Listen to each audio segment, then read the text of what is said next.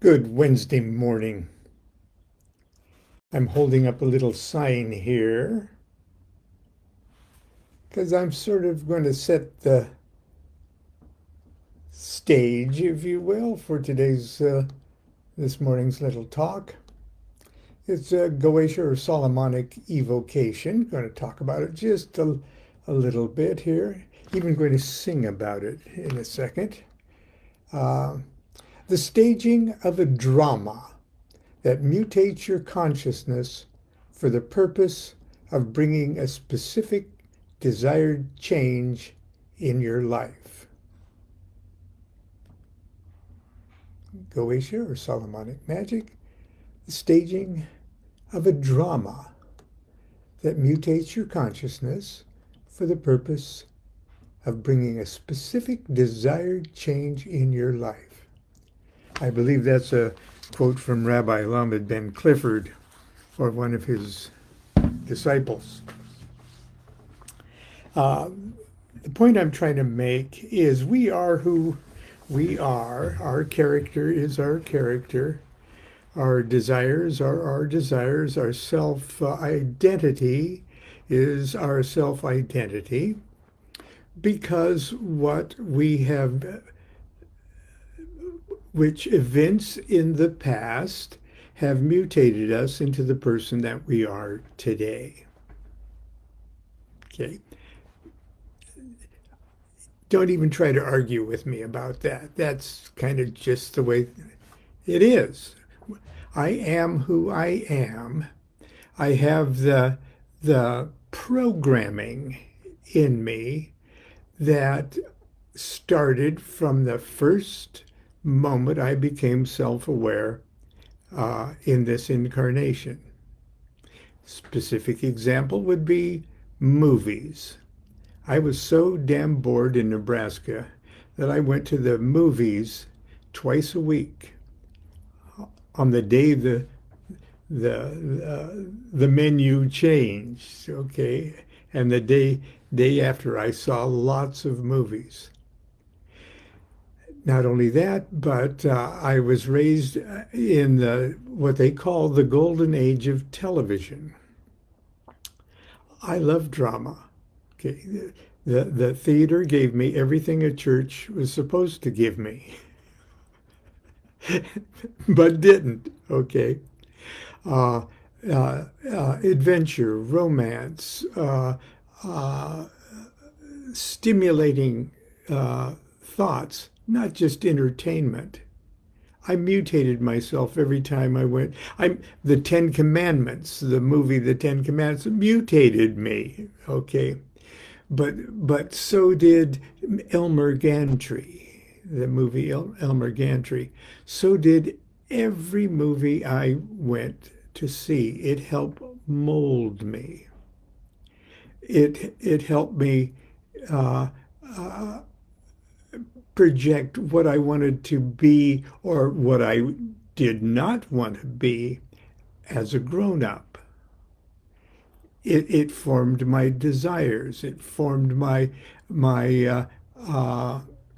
talents. It drew out my talents. It drew out my. It helped me. It helped me be me. I joke that when I went to college in California, I was a drama major. Okay. But I only went to school to learn to act like a student. And the idea that Solomonic magic, okay, or Goetia, Solomonic magic, is the staging of a drama, a specific kind of drama, a very focused drama, for the purpose of mutating me, in a sense, with a new dramatic experience. I plant a new mutation seed in me. I whipped up a demon to do such and such and such and such. Okay. no matter if that was a bad idea, a good idea, a stupid idea, a waste of time, no matter what it was, it's in there. Once I've done it, it's in there. And as much as my conscious mind may forget that I did it, my subconscious mind does not forget it. I'm a different person after the ceremony than I was before the ceremony.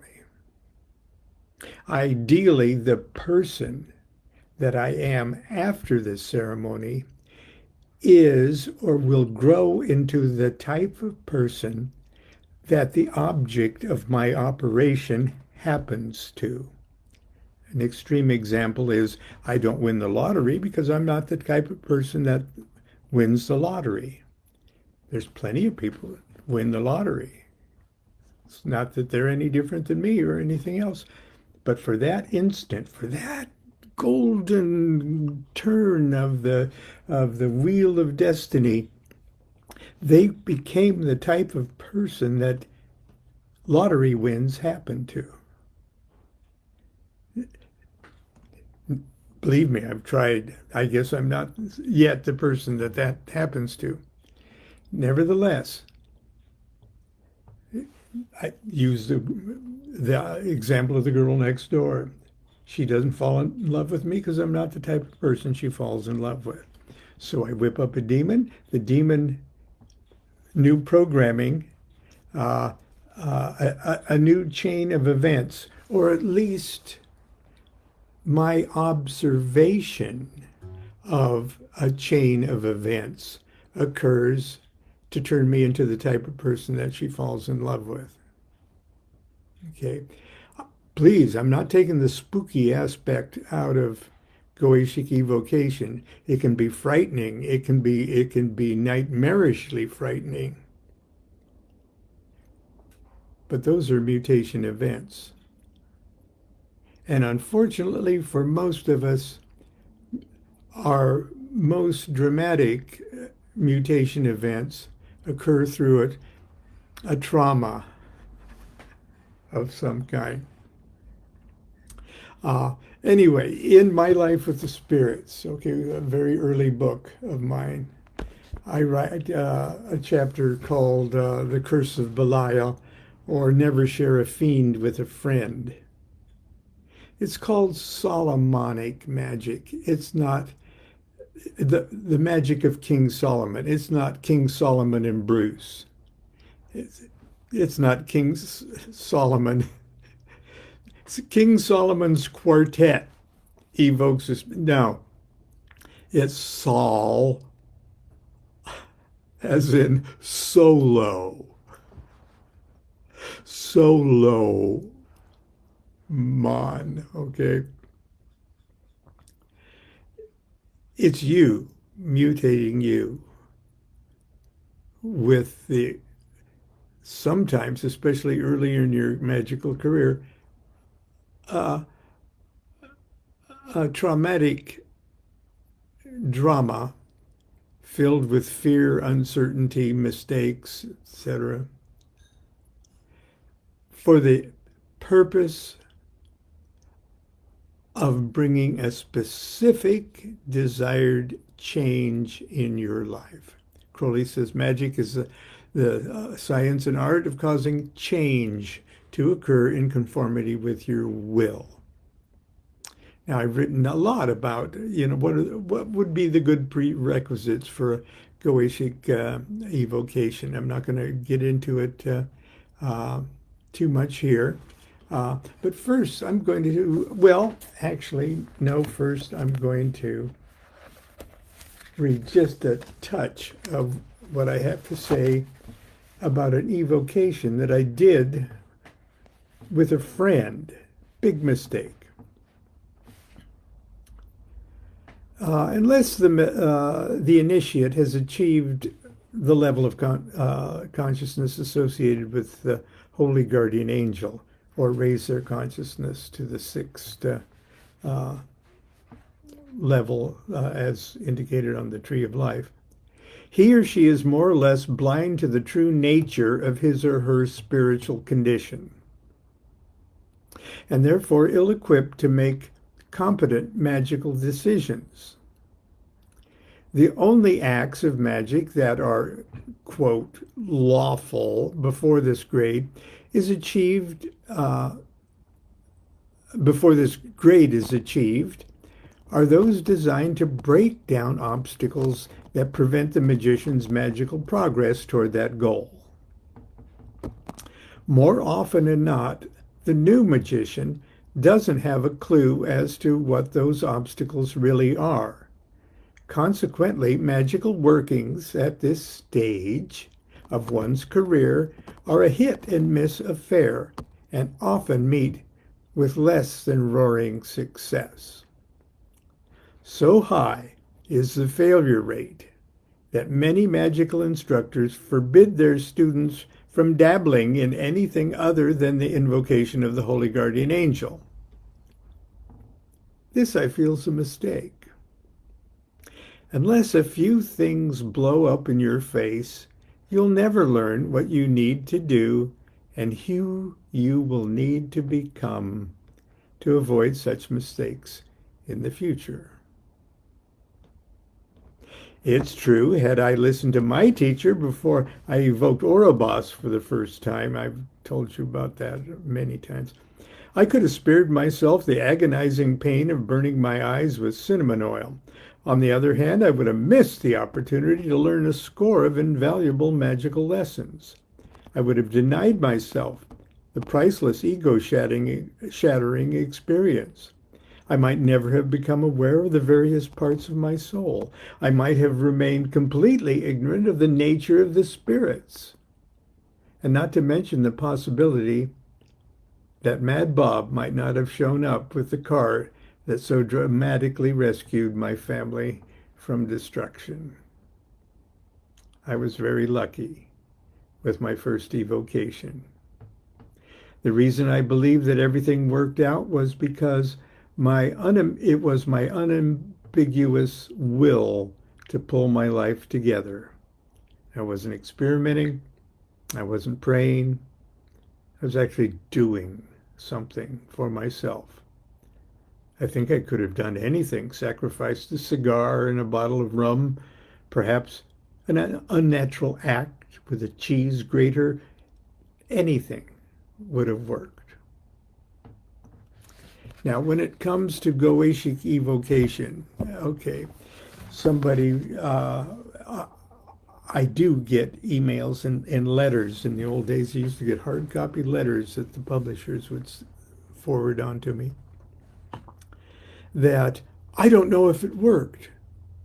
Okay, I did everything. I didn't see a spirit or anything else. But I went ahead with the ceremony. I gave the imaginary spirit a charge. I did this, I did that. Okay. What I want to know, it didn't seem like anything worked. And more often than not, they mention from that Goetic atheist point of view, well, sooner or later what I wanted to happen happened. Okay, sometimes even sooner, But I didn't think it had anything to do with the ceremony because nothing happened. Look, I'll give you a little secret here before I chase you off with this song. If you perceive it your will to evoke a spirit from the Goetia or whatever. If you perceive it your will to do it, and you do it, don't worry if you don't see it in the triangle pop up like a little holographic Disney cartoon teddy bear demon, okay? Don't worry. Go through the ceremony. Evoke it. Have the charge in hand. Work real hard. Take hours on the wording of your instructions to the spirit so that you know what it is. Believe me, your consciousness will be altered just with the preliminary ceremony of the circle, the triangle, all that stuff. More often than not, you'll also be scared shitless. Good. It's putting you somewhere. Just like a good horror movie scares you shitless as it's mutating you. And then, when it's over, when you've given it the charge, when you've given it license to depart, when you have banished and closed down your temple, that's where the diary becomes important. Write down in your diary the date of the time of day, the weather, the object of your operation, the spirit, how long you gave it to act on your behalf, kind of what you did, any other little notes that you can do. And then buy into the concept that everything that's happening from that point on is the spirit working on its instructions. Because in a sense, that's exactly what it is. You're a different person after you did that. Okay. You're a different person after you do anything. But for something like this, you have mutated yourself. And so everything that's happening after that ceremony, in a sense, would not be happening the way it is happening because you are a different person now. And so you could theoretically take everything that happens in your life from that moment forward as a reaction to your goetic evocation. And when you're looking for the spirit to be working to affect the object of your operation, accept the fact that that's what it is, even if it's on the most romantic. I was a totally different person after I saw Wagner's Parsifal. Okay, not only was it inspiring, it was incredibly boring, and I had to pee for 5 hours. You're a different person after you saw Parsifal. Okay, I've gotten the guitar out, and because I might play a couple songs at Noticon in a couple of weeks, and I got contacted by a Sacramento venue recording thing. Anyway, I may do a concert here in Sacramento a little later in the year. But anyway.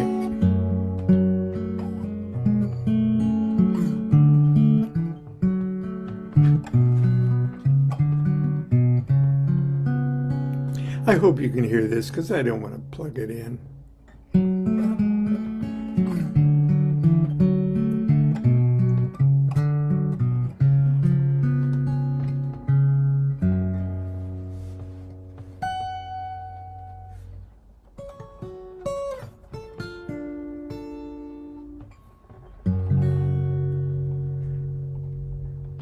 I strike the bell, O Prince of Hell, I thank you for appearing. I've paid the price, denied the Christ, eschewed Jehovah's fear. Ring.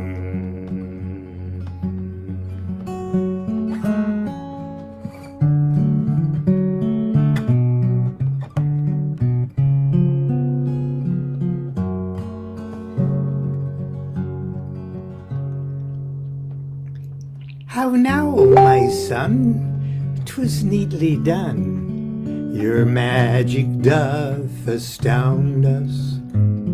Say on your need, and will proceed. Your triangle has bound us.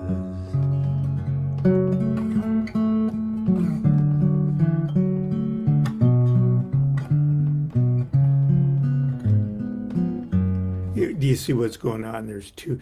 There's the magician, and then there's the spirit. In case you hadn't picked up on that. Now it's the magician's turn.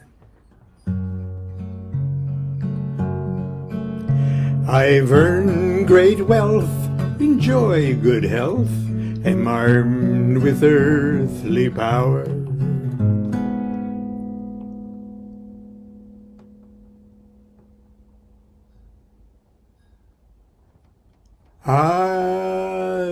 Let's see. Let's see. Ooh, I've forgotten the words. I've earned great wealth, enjoy good health, am armed with earthly power. I'd trade it all, embrace the fall, to be God for 1 hour.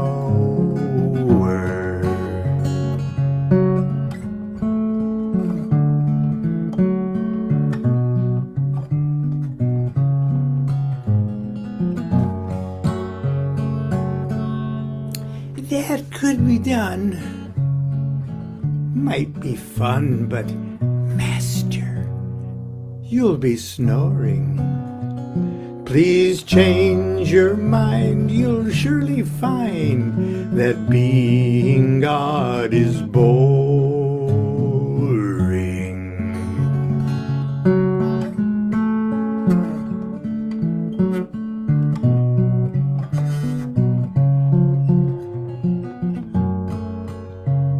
You can't let him talk to you like that. It's not for thee to question me here in my wizard's tower. I do compel you, raise the spell, I'll be God for 1 hour.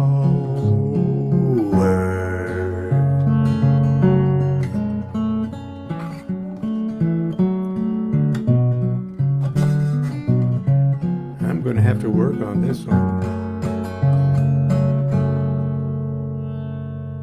So mote it be, O deity, before your throne we cower.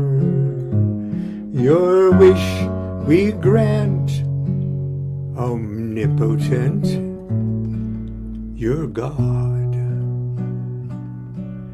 For just 1 hour.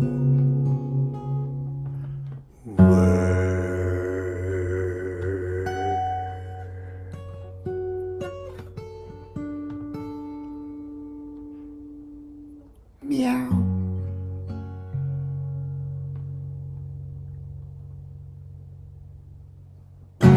Cat lovers will understand that. Anyway. That's that. I didn't mean to put you through this, but you know, I have to practice performing, even if it's just a little bit, before I perform. Because since the pandemic, the guitars have been packed away. Anyway, that's it for Wednesday. Okay, if I do not discourage magicians and would-be magicians and young magicians. I do not discourage them from practicing Goetic evocation. I give them the just words of caution as to what I believe the process and why it works and why it sometimes doesn't work. Oh, actually, why it mostly doesn't work and why it sometimes does. Because it doesn't do any good. There's some things you have to actually learn for yourself. And as much as I loved and respected Phyllis, my magical instructor in those days, uh, uh, almost forbidding me from doing it. She didn't come right out and forbid it, but she said I certainly wasn't ready for that, and uh, I should work on getting that holy guardian angel first, and then I'll find out I don't need to do shit like that. And it was wise. Okay, I did. I burned my eyes in I could have avoided that pain, if I just, no, yes, I'll just do, maybe in 5 years I'll be able to do a holy guardian angel, maybe not, who knows. Uh, but I need something, I need to be able to feed my family. And that really was the reason I did that first evocation. And actually, the way it turned out was a greater success than I could possibly ever imagine. But I had to change myself first. I had to be a different person, a person that kind of stuff happens to, or the person that makes that stuff happen. Anyway, that's it for today. I'll see you tomorrow. Until then, continue to be good to yourself and be good to each other. Do what thou wilt shall be the whole of the law. Love is the law, love under will.